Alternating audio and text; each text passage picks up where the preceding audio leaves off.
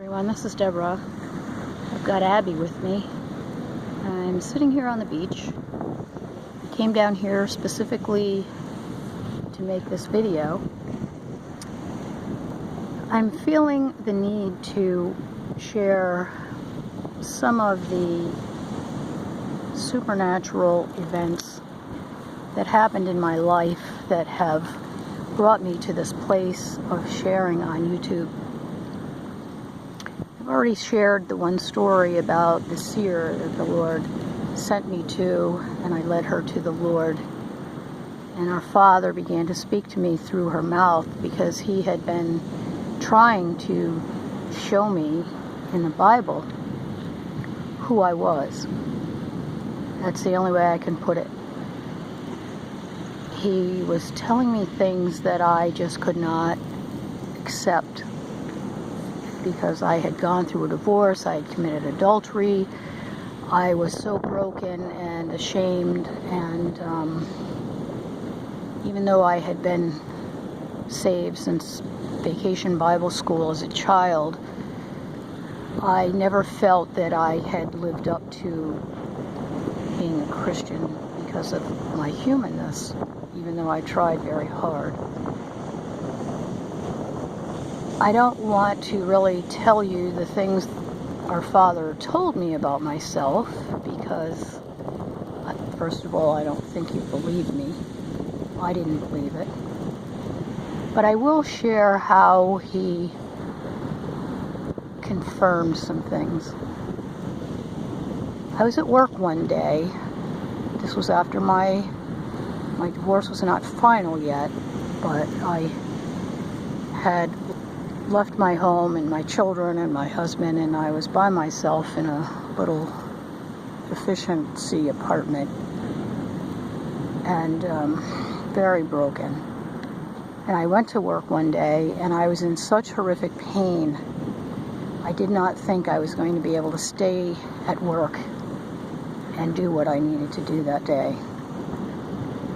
So I went into the ladies' room before I went to the job site, and I just fell on my knees and cried out to the Lord and asked him to please strengthen me, that I didn't think I was going to make it. And I just stayed there until I felt like I could get up and go to work. So I was walking toward the building that I was going to be working in, and it was a chemical plant. I'm a commercial electrician. And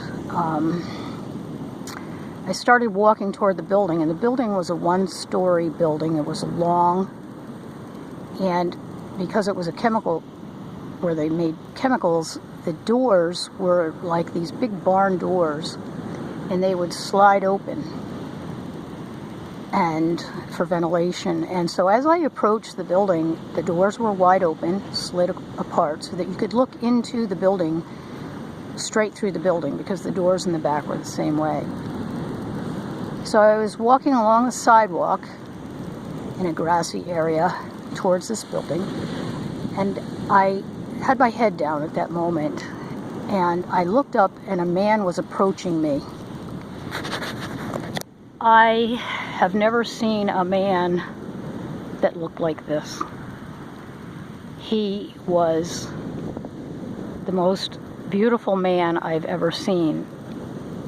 And it was not in a sexual way. I was not, that didn't even come to my mind. He looked like he just walked out of an advertisement, a magazine or something.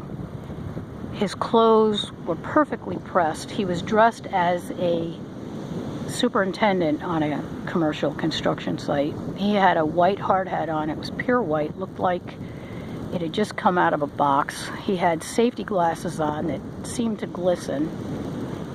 His khaki pants looked like they had just been pressed, as did his pure white, glistening shirt, button-up Oxford shirt. And his skin was a light tan, and it was just, he looked so healthy. He looked like he just came from, I don't know, a photo shoot or something. His skin was glowing, actually. not glowing as in, you know, I don't know, I can't describe it. He was just beautiful. He was just beautiful. And as he approached me, you know, I had my head down and I looked up and I saw him and he came towards me. And he smiled. And I am telling you, love came out of his face. It just came out of his smile. And he said, "Good morning." And I said, "Good morning." And then he passed by me. I wanted to turn around, but I didn't dare because I was close enough to the building that there were men that I was going to be working with. And as a woman on a man's construction site, I was always making sure that I didn't give them any reason to doubt my, you know, that I wasn't there to play games. I was there to do a job. So I didn't dare turn around because there was a group of men standing in the doorway. And I didn't want them to think I was, you know, like checking this guy out or anything. But I did want to turn around because I'd never seen somebody like this. So I walked in the building, and as casually as I could, I said to them, "Who was that guy?" And they said to me, "What guy?" And I said, "That guy that was just here." And they said, "There was no guy here."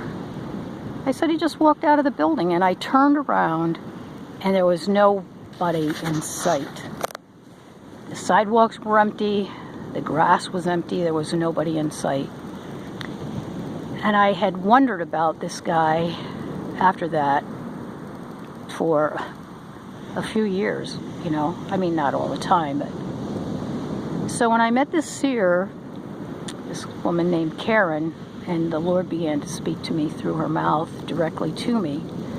Sometimes he would block her ears so that she couldn't hear what he was saying to me, and then sometimes he would join in and we'd have this three-way conversation. It was really very incredible. And he confirmed so many things that she did not know about me, so that it could only have been God. So one day her and I were having a telephone conversation, and this was after the Lord had saved her and began to speak to me and told me that the Christ was coming soon and his people were not ready. And we were talking one night, just enjoying the fellowship, and I said, "Well, when I get to heaven, I'm going to ask our Father a question that I've wondered about for a while."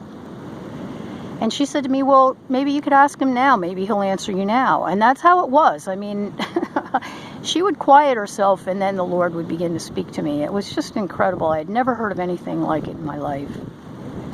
And so she said, "Well, I'll quiet myself, and maybe you can ask him now." Well, without skipping a beat, in my mind, I was thinking that I was going to ask him when I got to heaven if that man had been an angel. So I didn't even say the question out loud, and she quieted herself before I even thought about speaking. Our Father answered me, and he said, "Yes, he is a warrior as you are. It was a time in your life when you were in deep despair, and there were many demons after you. If I had not sent him there that day, surely you would have been injured. And there have been many other times that I have sent him in your life." And that was it. I mean, I don't remember if we continued our conversation, but I just sat there dazed. I really sat there in amazement. And it was the second time he called me a warrior, because the night Karen got saved, he began to speak to me, and that's when my body started responding to his voice and his spirit, because as he was speaking to me out of her mouth, he said, "The Christ is coming soon and my people are not ready."